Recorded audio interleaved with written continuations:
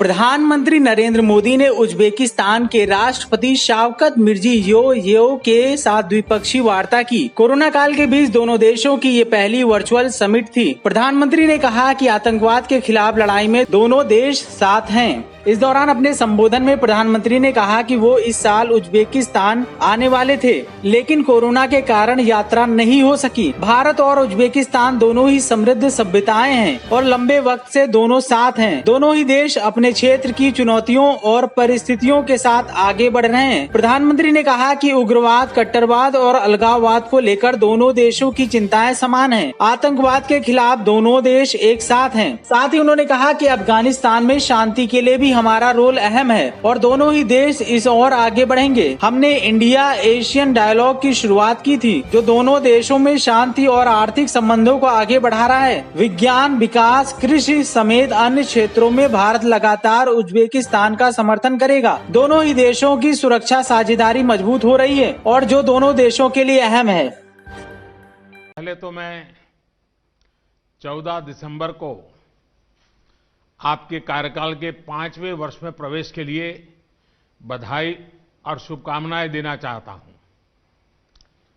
मैं इस साल उज्बेकिस्तान की यात्रा के लिए उत्सुक था।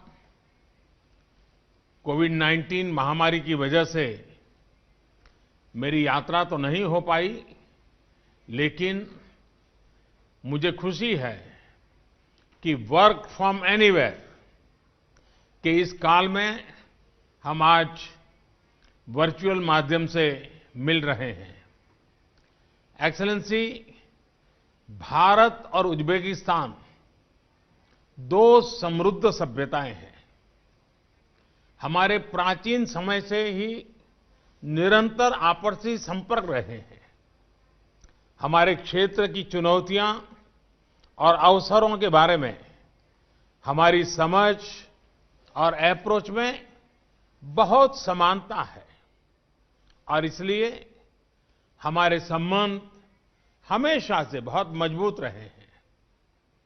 2018 और 2019 में आपकी भारत यात्राओं के दौरान हमें कई मुद्दों पर चर्चा करने का अवसर मिला, जिससे हमारे संबंधों में एक नई गति देखने को मिली।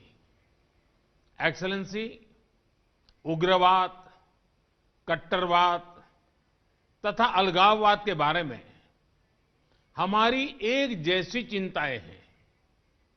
हम दोनों ही आतंकवाद के खिलाफ दृढ़ता से एक साथ खड़े हैं। क्षेत्रीय सुरक्षा के मुद्दों पर भी हमारा एक जैसा नजरिया है। हम सहमत हैं कि अफगानिस्तान में शांति की बहाली के लिए एक ऐसी प्रक्रिया आवश्यक है जो स्वयं अफगानिस्तान की अगुवाई, स्वामित्व और नियंत्रण में हो। पिछले 2 दशकों की उपलब्धियों को सुरक्षित रखना भी आवश्यक है। भारत और उज्बेकिस्तान ने मिलकर इंडिया सेंट्रल एशिया डायलॉग की पहल ली थी। इसकी शुरुआत पिछले वर्ष समरकंद से हुई थी।